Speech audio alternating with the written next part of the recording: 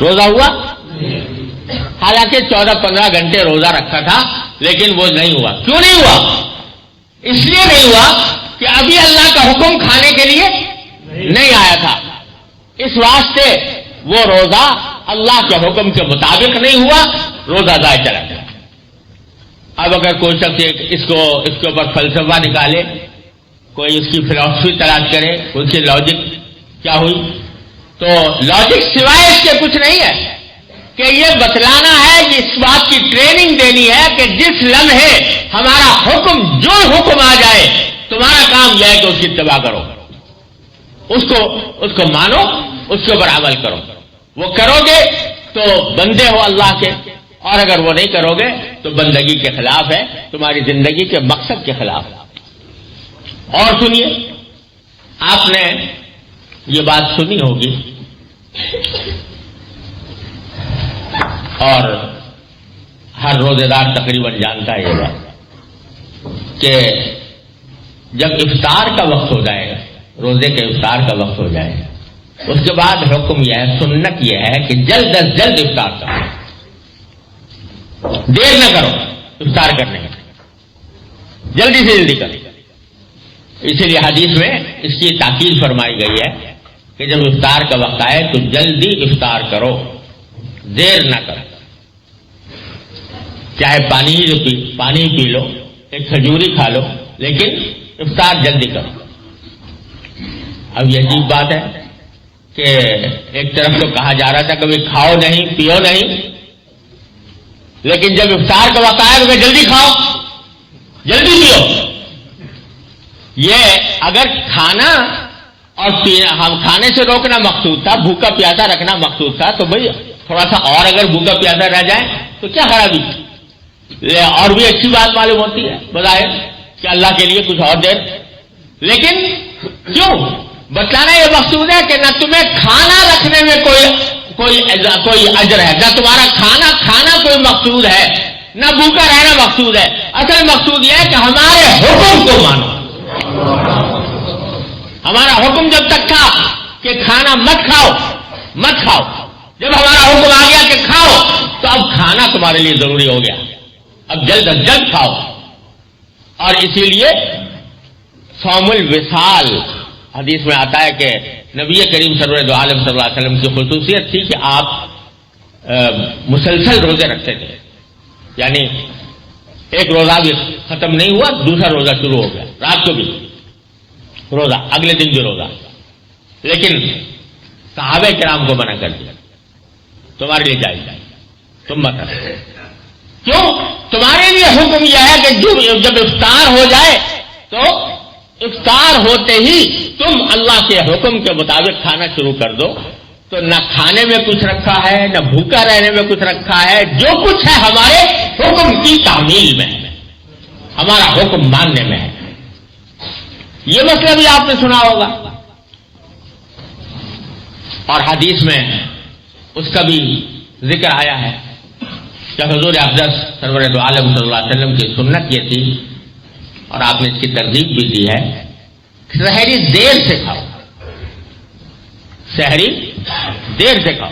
یعنی جس وقت ختم ہونے والا ہے تو بالکل وقت ختم ہونے سے آخری لمحات میں جتنا آدمی سحری کھائے گا اتنا ہی افضل. تاخیر السحور افضل, اور سحری کو تاخیر میں سے کھانا. اگر کوئی آدمی پہلے سحری کھا لے, رات کو آدھی رات کو کھا کے سو جائے تو ناجائز تو نہیں ہے, لیکن سنت کے خلاف. سنت یہ ہے, مستحب یہ ہے, سحری کا جو وقت ہے اس سے بہت پہلے کھا کے اگر کوئی سو جائے تو روزہ تو ہو جائے گا, لیکن سنت کے خلاف ہوگا, مستحب کے خلاف ہوگا. کیوں؟ اس لیے کہ ہمارا حکم ابھی, کھانا چھوڑنے کا حکم ابھی نہیں آیا. اس وقت چھوڑو کھانا, اس وقت چھوڑو جب ہمارا حکم آ جائے گا کہ چھوڑ دو, اس سے پہلے مت چھوڑو. اس لیے سحری میں تاخیر, سحری کے اندر تاخیر اللہ کا حکم دیا گیا. تو یہ ٹریننگ اس بات کی دی جا رہی ہے کہ بندہ اگر اللہ کا بندہ بننے کے لیے، اللہ تبارک و تعالیٰ کی بندگی کرنے کے لیے تمہیں اس بات کا مظاہرہ کیا جا رہا ہے کہ جو کچھ ہے وہ اللہ تبارک و تعالیٰ کے حکم کی تعمیل میں ہے. جب وہ کہے کہ کھاؤ تو کھاؤ، جب وہ کہے کہ رک جاؤ تو رک جاؤ. اپنی طرف سے اپنی عقل سے کوئی کام نہیں کرنا، اللہ تبارک و تعالیٰ کے حکم کی تعمیل میں کرنا ہے. یہ ہے فلسفہ جس کے تحت اللہ تبارک و تعالیٰ نے رمضان کے اندر اس کی ٹریننگ ہمیں آپ کو دی ہے. دوسری بات یہ ہے کہ یہ بات کہ انسان اللہ تبارک و تعالیٰ کے حکم کا پابند بن جائے اور وہ اپنی عقل اور اپنے خواہشات سب کو اللہ تبارک و تعالیٰ کے حکم کے آگے قربان کر دے، یہ جذبہ پیدا ہوتا ہے در حقیقت انسان کی نفس روح کے اندر. جب اللہ تبارک و تعالیٰ کی اطاعت سما جاتی ہے تو اس سے یہ جذبہ پیدا ہوتا ہے. لیکن ہوتا یہ ہے کہ اگرچہ اللہ تبارک و تعالیٰ نے ہمیں آپ کو اپنی عبادت کے لیے پیدا کیا تھا، لیکن ہماری ضروریات کو مد نظر رکھتے ہوئے اللہ تبارک و تعالیٰ نے ہمیں بہت سے دوسرے کاموں کی بھی اجازت عطا فرما دی کہ تم تجارت بھی کر سکتے ہو، ملازمت بھی کر سکتے ہو، روزی بھی کما سکتے ہو، بہن بھائیوں سے اپنے عزیز و اقارب سے مل جل بھی سکتے ہو، دوستوں احباب سے بھی مل سکتے ہو، تفریح بھی کر سکتے ہو جائز حدود میں رہتے ہوئے. لیکن سال کے 11 مہینے ہمارے اس طرح گزرتے ہیں کہ اس میں ہم ان دوسرے کاموں میں اتنے زیادہ مشغول اور منہمک ہو جاتے ہیں کہ وہی مادی مفادات ہمارے اوپر غالب آ جاتے ہیں. زیادہ تر ہماری سوچ اس کے گرد گھومتی ہے کہ زیادہ پیسے کہاں سے حاصل کر لوں، زیادہ آرام کہاں سے مل جائے، زیادہ لذت کہاں سے حاصل ہو جائے. اس فکر میں ہماری ساری توانائیاں خرچ ہو رہی ہوتی ہے. تو نتیجہ یہ کہ ہم اپنے جسم کو تو بڑھا رہے ہیں اور جسم کی لذتوں اور جسم کی راحتوں کی طرف تو متوجہ ہیں، لیکن اللہ تعالیٰ کی عبادت کے لیے جو روح کو تقویت دینے کی بات تھی وہ ہم سے پیچھے رہ جاتی.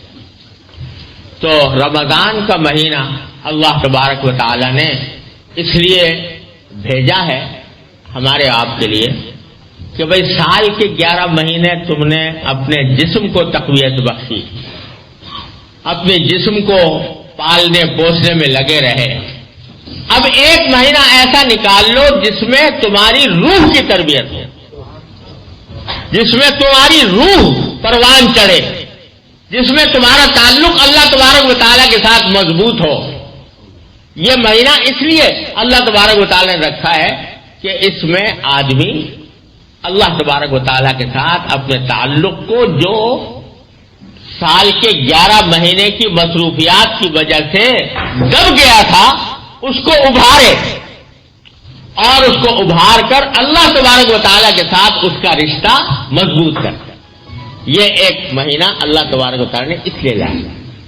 اس میں کیا ہوتا ہے کہ اس میں جب کوئی بندہ روزہ رکھتا ہے تو روزہ رکھنے میں آدمی، ہر مسلمان، کوئی مسلمان اس سے مستثنا نہیں ہے کہ جب روزہ رکھ لیا تو کسی بھی قیمت پر توڑنے کو آمادہ نہیں ہوتا. اگر فرض کرو شدید پیاس لگی ہوئی ہے، شدید پیاس لگی ہوئی، گرمی کا موسم ہے، فریج میں پانی ٹھنڈا رکھا ہوا ہے، کمرے میں کوئی اور دوسرا آدمی دیکھنے والا موجود نہیں اور مسلمان نے روزہ رکھا ہوا، پیاس لگی ہے، پانی موجود ہے، ٹھنڈا پانی ہے، تنہائی ہے، کوئی دیکھنے والا نہیں، لیکن کوئی مسلمان اس حالت میں اپنی پیاس کی وجہ سے پانی پینے پر آمادہ نہیں ہوگا. بلکہ اگر میں یہ کہوں تو شاید مبالغہ نہیں ہوگا کہ کوئی دوسرا آدمی اگر اس سے کہے کہ بھئی تمہیں میں 1,00,000 پاؤنڈ دوں گا اور تم اپنا یہ پانی پی لو، کوئی مسلمان مانے گا؟ نہیں مانے گا۔ کیوں نہیں مانے گا؟ اس واسطے کہ اس کے دل میں یہ بات ہے کہ میں نے روزہ رکھا ہوا ہے، اللہ تعالیٰ کے حکم کی بنیاد پر رکھا ہوا ہے، لہذا میرا کتنا ہی دل چاہ رہا ہو اور کتنی ہی مجھے خواہش ہو رہی ہو، کتنے مجھے لالچ دیے جا رہے ہوں، میں روزہ توڑوں گا نہیں۔ یہ کیا چیز ہے؟ کیا چیز ہے جو اسے روزہ توڑنے سے روک رہی ہے؟ یہ اس کی روح کے اندر جو اللہ تبارک و تعالیٰ کے ساتھ تعلق ہے وہ ہے جو اس کو روزہ توڑنے سے روک رہا ہے۔ اسی کا نام تقویٰ ہے، اسی کا نام تقویٰ ہے۔ اسی لیے قرآن کریم میں فرمایا کہ یا ایھا الذین آمنوا کتب علیکم الصیام کما کتب علی الذین من قبلکم لعلکم تتقون، کہ ایمان والو تمہارے پر روزے فرض کیے گئے ہیں، کیوں؟ تاکہ تمہارے اندر تقویٰ پیدا ہو۔ مطلب یہ کہ یہ تقویٰ جو رمضان کے اندر تمہارے میں آ گیا ہے کہ روزہ نہیں توڑوں گا چاہے کچھ ہو جائے، اللہ تبارک و تعالیٰ کے حکم کی خلاف ورزی نہیں کروں گا، چاہے کتنا نقصان ہو جائے، چاہے مجھے کتنا لالچ دیا جائے، لیکن میں اللہ تبارک و تعالیٰ کے حکم کی خلاف ورزی نہیں کروں گا۔ یہ جو تمہارے دل میں جذبہ پیدا ہوا ہے یہی تقویٰ ہے۔ تو اسی کو آگے بڑھانے کے لیے، اس کی ٹریننگ دینے کے لیے اللہ تبارک و تعالیٰ نے یہ رمضان کا مہینہ بھیجا ہے، تاکہ تمہیں اس بات کی ٹریننگ حاصل ہو کہ اللہ کے حکم کے آگے اپنی خواہشات کو قربان کرنا پڑے گا تو قربان کروں گا، اپنے مفادات کو قربان کرنا پڑے گا تو کروں گا۔ جس طرح روزے میں کرتے ہو تو اللہ تبارک و تعالیٰ اپنی رحمت سے یہی جذبہ ہمیں زندگی کے دوسرے کاموں میں بھی عطا فرما دے۔ اسی کا نام تقویٰ ہے۔ یعنی جس طرح شدید پیاس کے باوجود میں روزے میں پانی نہیں پیتا اور شدید پیاس کے بھوک کے باوجود کھانا نہیں کھاتا، تو جب باہر نکلوں گا تو چاہے جتنی خواہش ہو رہی ہو، کتنا ہی دل مچل رہا ہو کہ میں اپنی آنکھ سے کوئی گناہ کی چیز دیکھوں، کسی نامحرم پر لذت کی غرض سے نگاہ ڈالوں، اور اس کے لیے دل مچل رہا ہے، دل میں خواہشات پیدا ہو رہی ہیں، جذبات پیدا ہو رہے ہیں، لیکن جس طرح تم وہاں پیاس کے باوجود پانی نہیں پی رہے تھے، اسی طرح یہاں پر اپنی آنکھ کو اس غلط کام سے بچا لو۔ یہ نام ہے، یہ ہے تقویٰ۔ تو اس تقویٰ کی تربیت دینی مقصود ہے کہ جب یہ رمضان کے اندر بار بار یہ واقعہ پیش آئے گا کہ خواہشات کو قربان کرو گے اللہ کے لیے، تو اس سے دل میں تقویٰ پیدا ہوگا اور وہ تقویٰ پھر اگلی زندگی کے اندر بھی کام آئے گا۔ تو رمضان کی کہ عبادتوں میں اگر آپ دیکھو اور اس کے اوپر غور کرو تو یہ بڑے عظیم ٹریننگ کا زمانہ ہے، تربیت کا زمانہ ہے، نفس کی تربیت کا، روح کی تربیت کا، انسان کے اخلاق اور اعمال کی تربیت کا زمانہ اللہ تبارک و تعالیٰ نے رکھا ہے۔ دن کے وقت میں روزہ ہے اور رات کے وقت میں اللہ تعالیٰ کے بارگاہ میں تراویح کی نمازیں ہیں، اور اس کو آسان کرنے کے لیے، ٹریننگ کو آسان کرنے کے لیے اللہ تبارک و تعالیٰ نے کچھ اسباب ایسے پیدا فرما دیے ہیں کہ فرمایا کہ شیطانوں کو بند کر دیا جاتا ہے اس زمانے میں، تاکہ وہ بہکانے کی صلاحیت ان کی کمزور پڑ جائے اور وہ انسان کو بہکا نہ سکے۔ تو تمہارے لیے یہ آسانی اللہ تبارک و تعالیٰ نے پیدا فرما دی ہے۔ اور آج کل ایک رسم چل پڑی ہے استقبال رمضان کی، اس کے لیے محفلیں منعقد ہوتی ہیں، جلسے ہوتے ہیں، تقریبات ہوتی ہیں۔ مجھے تو اندیشہ ہے کہیں یہ بھی کوئی بدعت کی شکل اختیار نہ کر لے، لیکن رمضان کا استقبال حقیقت میں یہ ہے کہ آدمی یہ سمجھے کہ یہ مہینہ جو آ رہا ہے اس کو میں اپنی روح کی تربیت اور اللہ تبارک و تعالیٰ کے ساتھ تعلق کی مضبوطی کے لیے استعمال کروں۔ یہ آدمی پہلے سے اس بات کا تہیہ اور اس بات کا عزم کرے تو یہ ہے صحیح استقبال رمضان کا۔ اور اس کا طریقہ یہ ہے کہ یہ رمضان جیسا میں نے عرض کیا صرف روزہ رکھنے اور تراویح پڑھنے کی حد تک محدود نہ رہنا چاہیے، بلکہ پہلے سے آدمی 2 کاموں کا اہتمام کرے تو انشاءاللہ یہ انسان کی زندگی میں بڑی خوشگوار تبدیلی لانے کا ذریعہ بن سکتا ہے۔ 2 باتیں، ایک بات یہ کہ اس رمضان کے مہینے میں اس بات کا تو پکا عزم کر لے انسان کہ اس پورے مہینے میں انشاءاللہ کوئی گناہ نہیں کروں گا، ورنہ آپ سوچئے کہ رمضان کے مہینے میں آدمی نے اللہ تعالیٰ کے حکم کی خاطر کھانا چھوڑ دیا، پانی چھوڑ دیا۔ کھانا حلال تھا کہ حرام تھا؟ حلال تھا، مگر حلال کو بھی چھوڑ دیا۔ پانی پینا حلال تھا کہ حرام تھا؟ حلال تھا، مگر اللہ کے لیے چھوڑ دیا۔ جو چیزیں پہلے ہی سے حرام ہیں، جو روزے میں یا غیر روزے میں دونوں میں حرام ہے، اگر وہ نہ چھوڑی تو پھر وہ روزہ کس کام کیسا ہوا؟ مثلا جھوٹ بولنا حرام تھا، جھوٹ بولنا روزے میں نہ چھوڑا۔ غیبت کرنا حرام تھا، غیبت کرنا روزے میں نہ چھوڑا۔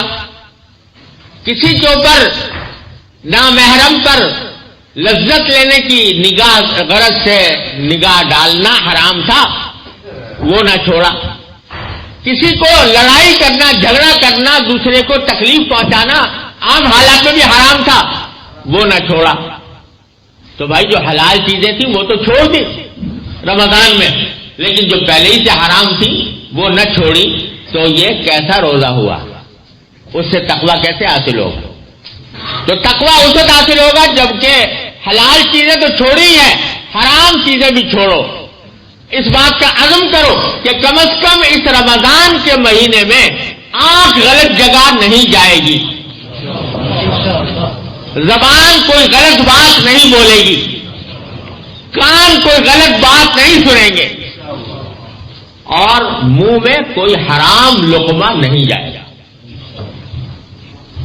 یہ کیا بات ہوئی کہ سارا دن تو روزہ رکھا اور افطار کیا حرام غذا سے، ایسے آمدنی سے جو حرام تھی اس سے افطار کیا، دھوکہ دے کر فرض کرو کمائی حاصل کی، وہ حرام۔ سود کھا کر کمائی حاصل کی، وہ حرام۔ قمار کے ذریعے حاصل کی یا اور کسی غیر شرعی طریقے پر حاصل کی، وہ حرام۔ تو روزہ تو رکھا سارا دن اور افطار کیا حرام سے، تو وہ کیسا روزہ ہوا؟ اس سے کیسے تقویٰ پیدا ہوگا؟ لہذا اس بات کا اہتمام کرو کہ اللہ تعالی ہم سب کو اس کے اپنے فضل و کرم سے توفیق عطا فرمائے۔ رمضان کا مہینہ اس طرح گزرے گا کہ کوئی گناہ نہیں ہوگا، اور اس کے لیے اپنی پوری ہمت کا مظاہرہ کرنا ہوگا کہ اسی طرح جیسے شدید پیاس میں پانی پینے سے پرہیز کرتے ہو، اسی طرح گناہ کے ارتکاب سے بھی پرہیز کر کے دیکھو کرو، تو یہ رمضان کا مہینہ اس کی تربیت اور اللہ تعالی کے ساتھ تعلق مضبوط کرنے کا بہترین ذریعہ بنے گا۔ یعنی یہ تہیہ کر لیں کہ رمضان کا مہینہ اس طرح گزرے گا، اور اگر کسی کی آمدنی میں کچھ ناجائز عنصر شامل ہے،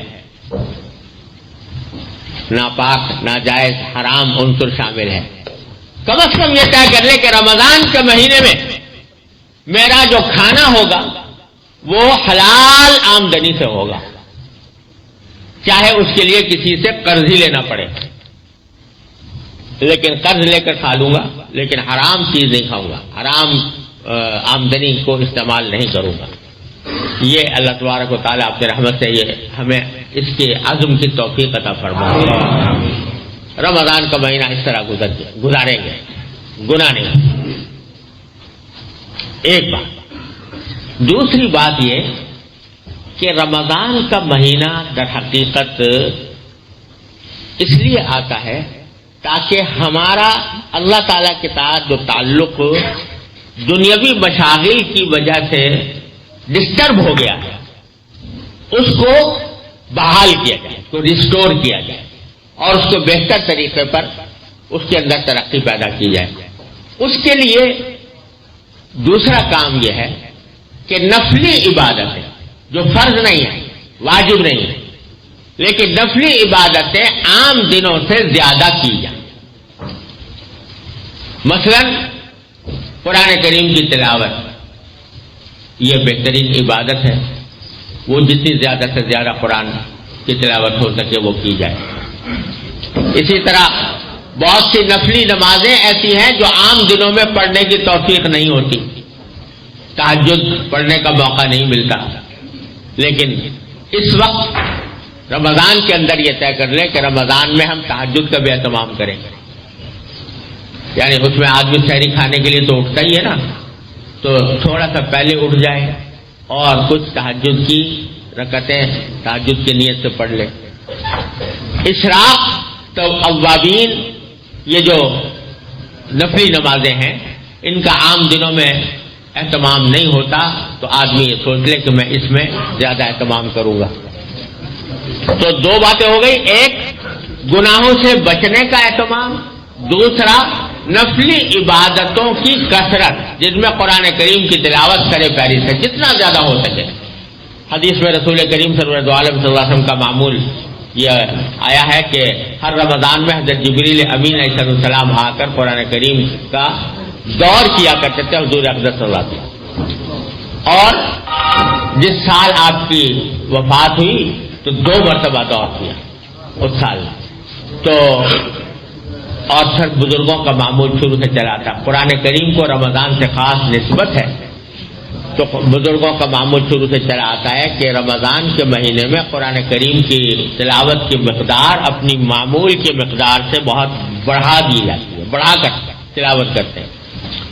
تو یہ نفل عبادتوں کا اہتمام، گناہوں سے بچنا اور نفل عبادتوں کا اہتمام، یہ 2 باتیں ہیں، لیکن یہ اس وقت ہوں گی کہ رمضان کے آنے سے پہلے ابھی سے انسان رمضان کے لیے کچھ پلاننگ کرے، یعنی ایسی پلاننگ کرے کہ جس میں اس کو اس بات کا کے لیے اہتمام کرے کہ مجھے رمضان میں ان کاموں کے لیے زیادہ وقت ملے، اپنی دوسری مصروفیات کو جتنا کم کر سکے بغیر کسی کا حق مارے ہوئے، اگر جتنا کم کر سکتا ہے اس کو کم کرے اور نفلی عبادتوں کے اوقات کو بڑھائے اور گناہوں سے بچنے کا اہتمام کرے۔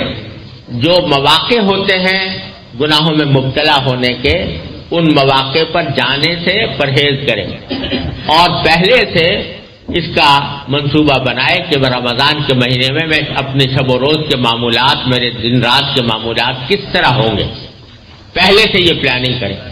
تو جب شروع ہوگا رمضان تو انشاءاللہ ان 2 باتوں کا جب اہتمام ہوگا تو اللہ تعالیٰ کی رحمت سے جو اس کا اصل مقصد ہے کہ انسان کی زندگی میں تبدیلی آئے، وہ تقویٰ کی طرف بڑھے، اس کا اللہ تبارک و تعالیٰ کے ساتھ تعلق مضبوط ہو، وہ انشاءاللہ فائدہ حاصل ہو۔ اور ایک خوشخبری بھی ہے جو حضور اقدس نبی کریم سرور دو عالم صلی اللہ علیہ وسلم نے عطا فرمائی ہے۔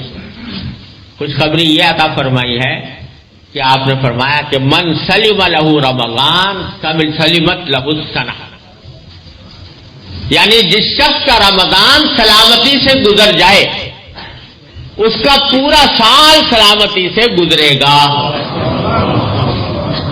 یہ سرکار دو عالم صلی اللہ علیہ وسلم کا وعدہ ہی نہیں ہے، بشارت ہے، خوشخبری ہے کہ رمضان سلامتی سے گزر گیا تو انشاءاللہ سارا سال سلامتی سے گزرے۔ تو اگر ہم نے اس کا اہتمام کر لیا کہ یہ رمضان جو آ رہا ہے اس میں ہم ان باتوں کا اہتمام کرتے ہوئے اور اس کو سلامتی کے ساتھ گزار دیں، گناہوں سے بچ کر گزار دیں، اللہ تعالیٰ کے ساتھ تعلق کو مضبوط کر کے گزار دیں، تو اللہ تعالیٰ کی رحمت سے امید ہے، سرکار دو عالم صلی اللہ علیہ وسلم کی خوشخبری ہے کہ انشاءاللہ آئندہ سال بھی اسی سلامتی کے ساتھ گزرے گا. اللہ تعالیٰ اس کی توفیق عطا فرمائے. دیکھو یہ بعض اوقات انسان کی زندگی میں انقلاب اس طرح آ جاتا ہے کہ ایک چھوٹا سا نقطہ انسان کی پوری زندگی بدل دیتا ہے. یہ اللہ تعالیٰ کی طرف سے اس کا کرم ہوتا ہے. اللہ یجتبی الیہ من یشاء ویہدی الیہ من ینیب. اللہ تعالیٰ نے وعدہ فرمایا اللہ تعالیٰ اپنی طرف کھینچ لیتے ہیں جس کو چاہتے ہیں, اور جو اللہ تعالیٰ کی طرف رجوع کرتا ہے اس کو اپنی طرف ہدایت عطا فرماتا ہے. تو میرے شیخ حضرت عارفی قدس اللہ تعالیٰ سرہ, اللہ تعالیٰ ان کے درجات بلند فرمائے, وہ ایک بڑی تسلی کی بات فرمایا کرتے تھے جس سے بڑی تسلی ہوتی ہے. علماء حضرات موجود ہیں, وہ اس کا صحیح لطف محسوس کریں گے. وہ فرماتے تھے کہ اللہ یجتبی الیہ من یشاء, اس میں یشاء کی ضمیر جو ہے تو وہ بظاہر اللہ تعالیٰ کی طرف راجع ہے کہ اللہ تعالیٰ اپنی طرف کھینچ لیتا ہے جس کو چاہتا ہے. حضرت فرماتے ہیں کہ اس میں ایک احتمال یہ بھی ہے کہ یشاء کی ضمیر من کی طرف راجع ہے, یعنی اللہ تعالیٰ کھینچ لیتے ہیں اپنی طرف اس کو جو کھینچنا چاہے. اللہ یجتبی الیہ من یشاء, یعنی جو چاہے کہ مجھے اللہ تعالیٰ کھینچ لے, اللہ اس کو بھی کھینچ دیتے ہیں اپنی طرف. ہاں جو کھینچنا ہی نہ چاہے تو پھر اس کا تو کوئی علاج نہیں, لیکن جو کھینچنا چاہتا ہو کہ اللہ تعالیٰ مجھے کھینچ لے, اس کو اللہ تعالیٰ کھینچ لے. تو اس کے معنی کیا ہوئے کہ اگر ہم چاہیں گے کہ اللہ تعالیٰ ہمیں اپنی طرف کھینچ لے تو اللہ تعالیٰ کھینچ لیں گے. اور چاہنے کا مطلب یہ ہے, اللہ کے کھینچنے کا چاہنے کا مطلب یہ ہے کہ قدم بڑھاؤ, ارادہ کرو, ہمت کو تازہ کرو, عزم کو تازہ کرو, اور ایک قدم بڑھا دو گے. اللہ تعالیٰ فرماتے ہیں جو میری طرف ایک قدم بڑھ کے آتا ہے میں اس کی طرف 2 قدم بڑھ کے جاتا ہوں. جو میری طرف ایک بالش آتا ہے میں 1 ہاتھ اس کے آگے جاتا ہوں. جو 1 ہاتھ میرے پاس آتا ہے تو میں 2 ہاتھ اس کے آگے جاتا ہوں. اللہ تعالیٰ کا یہ حکم. الذین جاہدوا فینا لنہدینہم سبلنا, جو ہمارے راستے میں کوشش کرتے ہیں ہم ان کو پکڑ کر اپنے راستے پر لے جاتے ہیں. یہ اللہ تبارک و تعالیٰ کا وعدہ ہے, معمولی بات نہیں ہے.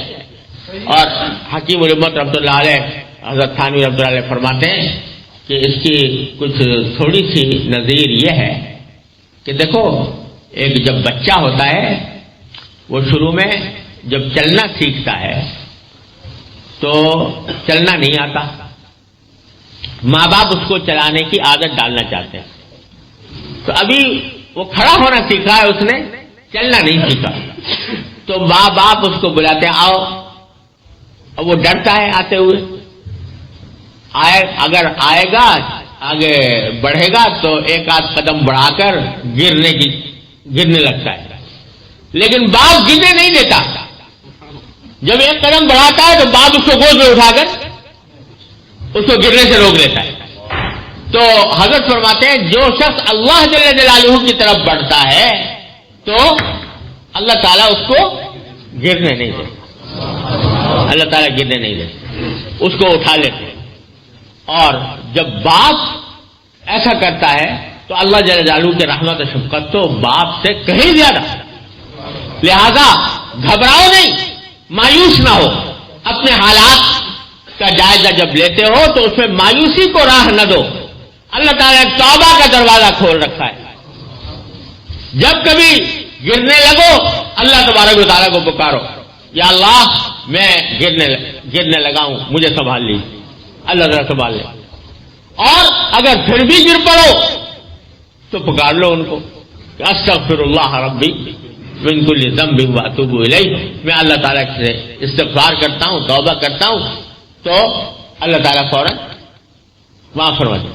یاد رکھو یہ توبہ اور استغفار ایسی چیز ہے کہ اللہ تبارک و تعالیٰ نے سارے گناہوں کا تریاق اتنا آسان بنا دیا.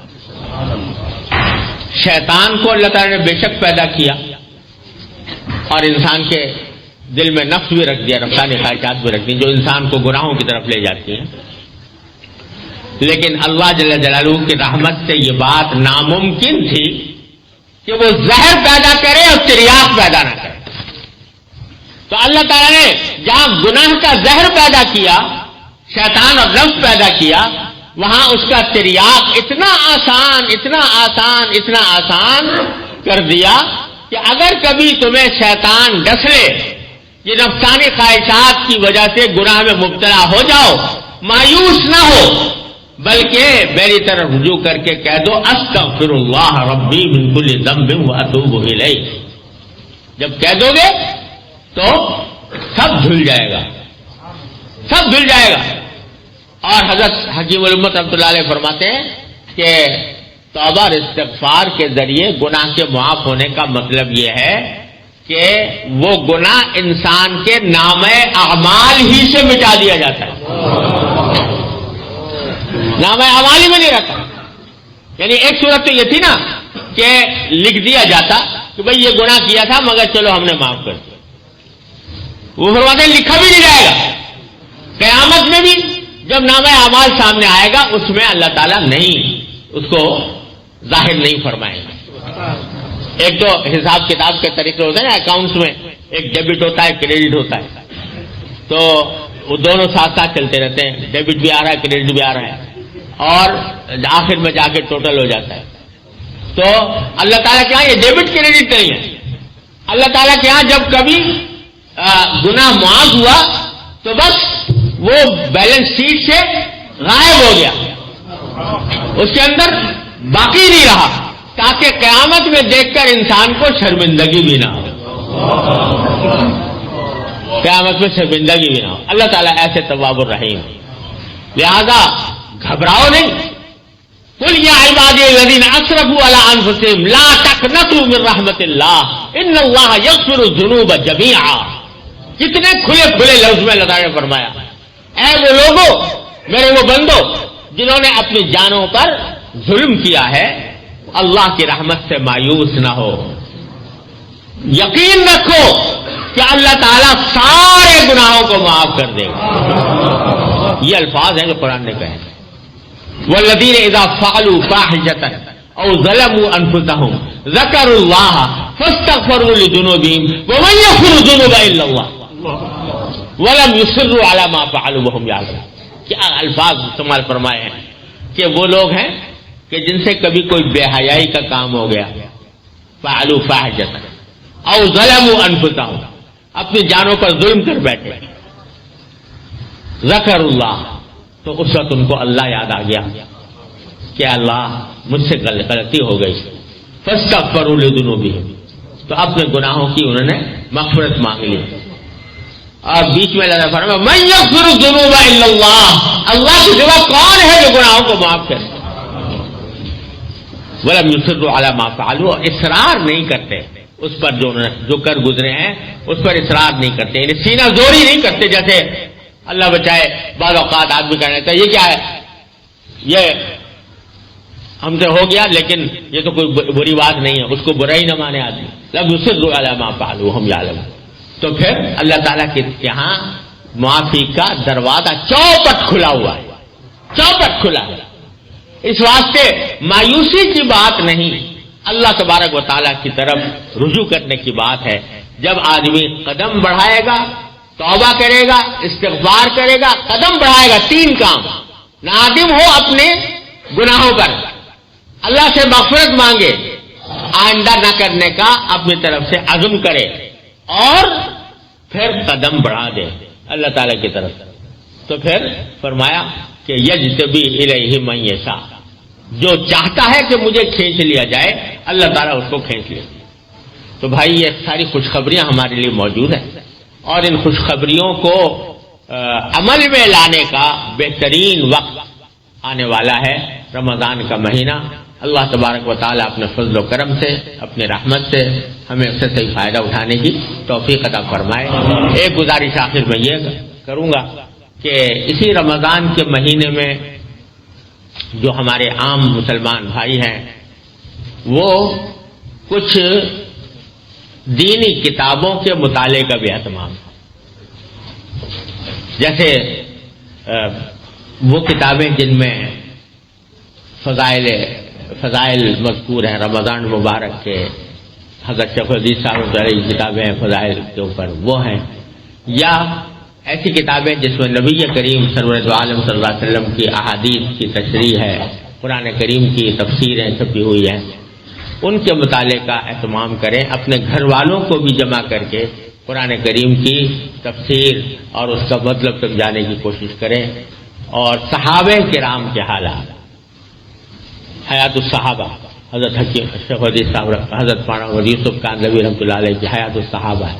تو صحابہ کرام کے حالات جو ہیں وہ ایسی چیز ہے کہ جو انسان کی زندگی میں انقلاب لانے والی ہے. ان کے باتوں میں نور ہے، ان کے واقعات میں نور ہے، ان کے ناموں میں نور ہے. اس کو پڑھیں اور اپنے گھر والوں کو سنائیں. تو مجھے اللہ تعالیٰ کی رحمت سے امید ہے، کچھ بعید نہیں ہے کہ یہ آنے والا رمضان ہم سب کے لیے اپنی زندگیوں میں ایک خوشگوار انقلاب لانے کا ذریعہ بن جائے. ایک بات آخری شب برات سے متعلق یہ ہے کہ 15 شعبان قبرستان جانے کا معاملہ، کہ لوگ شب برات میں قبرستان کے اندر جانے کا بھی بڑا اہتمام کرتے ہیں بعض اوقات. صورتحال یہ ہے کہ ایک روایت میں ہے کہ رسول کریم سرور عالم صلی اللہ علیہ وسلم اس رات میں بقیع تشریف لے گئے. وہ روایت بھی اگرچہ سندن کمزور ہے لیکن بہرحال ایک روایت میں ہے. اگر اس کو مان لیں تو بھی میرے والد ماجد قدس اللہ تعالیٰ سے روح فرماتے ہیں کہ نبی کریم سرور عالم صلی اللہ علیہ وسلم سے جو بات جس درجے میں ثابت ہے اس درجے ہی پہ اس کو رکھنا ضروری ہے. ساری زندگی میں ایک واقعہ کہ شب برات میں آپ قبرستان تشریف لیں، ساری زندگی میں ایک مرتبہ یہ واقعہ بیان ہوا.